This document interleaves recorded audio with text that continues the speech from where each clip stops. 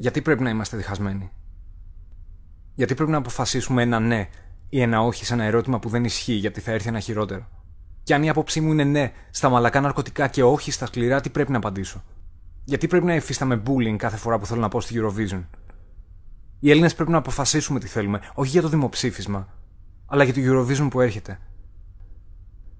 Έχω θυμό, απογοήτευση, απελπισία, γιατί πήγα 2 φορές στη Eurovision, αλλά το χρυσό το έφερε η Έλενα.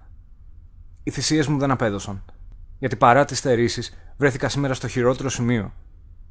Δεν πατάω πια στην Κέρκυρα, γιατί μου πετούν σάπια κουμκουάτ και μου φωνάζουν αντίο ρουβάκι, σεξ σύμβολ βαρουφάκι.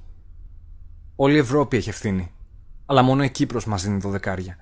Σήμερα, έχοντας δουλέψει σκληρά για να φτιάξω μια τεράστια περιουσία, πιστεύω πως πρέπει να μείνουμε Ευρωπαίοι, γιατί θα χάσω τις καταθέσεις μου. Η Eurovision είναι λέξη ελληνική. Ψηφίζουμε yes. Για την Ελλάδα.